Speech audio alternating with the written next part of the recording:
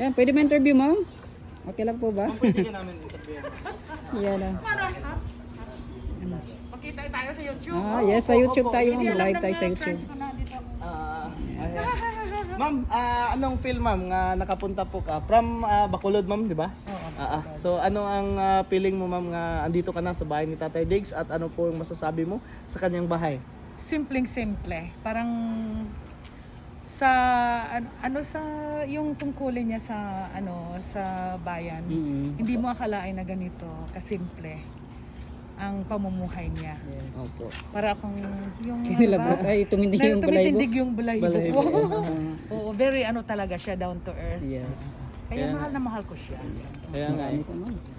So anong masasabi mo ma'am sa lahat ng mga binabati ko sa kanya nga Tatay Diggs daw is corrupt, di ba? Makikita naman sa mga niya sa mga achievement niya sa mga sa dito lang sa bayan ng Davao and sa buong Pilipinas. Opo. Nami-miss ko 'yun, yung parang yung extra yung safe na ganon. Dito sa Davao okay, pero pag doon ka na sa labas, kung nasa Maynila ka, parang yung safety mo parang hindi mo Hindi mo ma-sure. hindi mo mapaniguraduhan, pero ganon. So malaki talaga ang So ikaw po ay naniniwala ma'am nga sa panahon ng administrasyong Tatay Digong o former President Rodrigo Roa Duterte, ikaw po ba ay naniniwala nga sa lahat po ng mga sa pamumuno po niya ay gusto niya po disiplinahin o nadisiplina talaga yung mga tao sa panahon niya? Ay, oo naman. Ako lumaki ako na ang tatay ko on his 60s din kasi nung nasilang ako ang papa ko on his 60s. Kaya nung mamatay siya on his 80s, talagang yung old school ba na pagdisiplina, yun ang gusto ko. Yun ang gusto ko. si Hindi Tatay ako Digong. na ganitong sa buhay kung hindi dahil sa strict discipline ba na kailangan iron fist at saka yun ang papa ko noon, yung paha. Oo. Talagang yun. Oo, kaya So, ganun. ma'am, ikaw po ba naniniwala sa lahat po ng nagagalit kay Tatay Digong, yun po yung mga taong ayaw magpadisiplina? Talaga naman. I believe so. So, ma'am, anong naramdaman mo, ma'am? Andito ka na? First time? First time. First time. So, anong naramdaman mo Parang po? na-achieve ko na one in my bucket list na makita ko yung bahay niya. Kasi napanood ko rin siya sa sa vlog, sa YouTube. Mismo sa yung syempre yung nagmumuskitero pa. Opo. Nakikita natin diyan lumalabas siya nakapaalam. Nakadyan yung motor niya, ma'am, na yung Ay, sa gilid, talaga ma'am. Nakita ko naman. ng picture si Gan. Ito ba yan ang helmet niya yan? Hindi. Dyan Sa amin yan. Sa amin yan. dyan. Sa inyo yan. Opo. Pero saan ang motor niya? Yung Nasa loob. Nasa loob. Pwede ka ng picture dyan. Ma'am, last question. Ako lang, baka may tanong siya. Last question sa akin, ma'am. Ano po ang mensahe mo kay Tatay Diggs? Nasa Netherlands siya, hindi natin alam yung mga pangyayari doon, nakatotohanan kung ano talagang nangyari sa kanya. Ano po ang mensahe mo sa kanya? I'm speechless. Talagang I'm very emotional. But we love you, Tatay Digong. Yes, ma'am. I love you so much. So, huwag kang mawala ng pag-asa. Bayani ka sa aming puso. Yun lang. Maraming salamat, ma'am. Pati ako naiiyak, ma'am. Kahit nga ako naiyak Oo. din sa pagmamahal.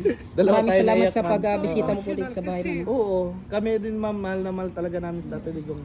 Todo suporta namin siya at masakit din sa amin yung nangyari sa Alam mo, kanya. matagal na akong umalis ng Pilipinas. Mga 1982. Pero sinusubaybayan ko nung mag-run siya ng as president. Talagang, kasi siyempre may mga pamilya pa ako dito, mga kamag-anak. Opo. Hindi natin, I have enough. Kasi nung umalis ako, martial law eh.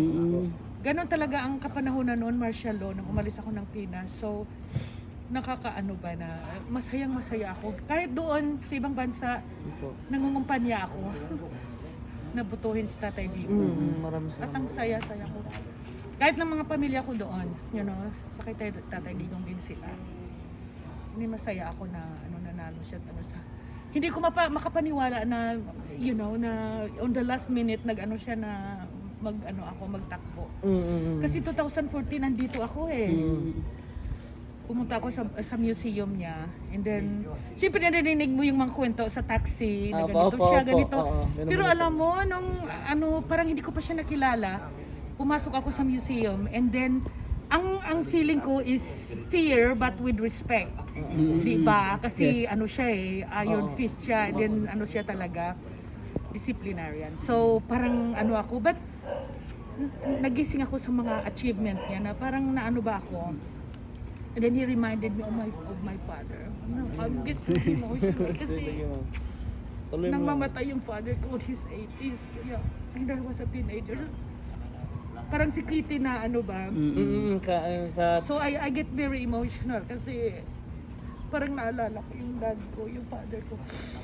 God, knowing na nandun siya sa hangin din ng pamilya niya nandito. I'm so sad about nalulungkot ako, pero siguro may plano ang Panginoon. Yes, amen, amen. Oo, may plano ang Panginoon. Bakit nangyari ito? Pero, he won't be forgotten. Mag-iay siya ang bayani. Tama. Bayani siya. So ma'am, mensahe na lang natin. Sige lang. Mensahe natin sa lahat po ng mga nagmamahal po kay Tatay Digong. Ang ano po? Mensahe po natin sa lahat po ng mga nagmamahal po kay Tatay Digong. Kapag pray na lang natin siya na kahit sa ganitong nangyayari, iisipin niya na hindi siya nag-iisa. Tama. Oo. Nandito siya sa mga panalangin natin sa ating puso. Yun lang. Maraming salamat, ma'am. Maraming salamat sa Sige. pagpunta niyo dito, ma'am. God bless po, God bless, God bless. Ingat po kayo, ma'am. Ingat sa Sir, pag-uwi. ingat kayo, sir. Ingat sa pag-uwi. Mga bayan, ha. From Cavite po yan, ha.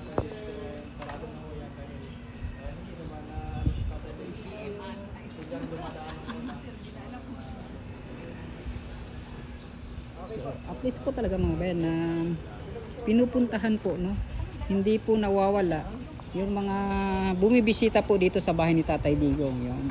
Ayan, may hapon, sir, ma'am. Ngayong hapon sa tanan, no. Anong naramdaman mo po? Nandito ka na sa bahay ni Tatay Diggs. Ayan. Mamaya, interviewin natin si ma'am. Baka magpa-interview si ma'am. Shout out, shout out. Kahit mainit, Akala so mo lang maliit, talagang pero totoo, may buhos pa rin po yung suporta po nila, no. pa. Dito po kay Tatay Digong. Grabe, Sa likod yan, kabayan. No? May helicopter pa. Naghahanap ka rin. Sir, good afternoon. Hello, sir. Shoutout kina sir, ma'am. From Cavite po sila mga bayan, ha. Nasa malayong lugar, from Cavite pa yan. Bayan. Ito, ano natin? Sir, dito ka lang, sir. Masaya ako dahil ang bahay ni President Duterte. Mm. Dito pala siya nagsimula hanggang sa Presidente. Sinadyan sa bumaba. Opo. Ayan. Sir, anong pong masasabi mo sa bahay ni Tatay Diggs? Simple lang. Kasi kung ano naman siya, simple tao naman.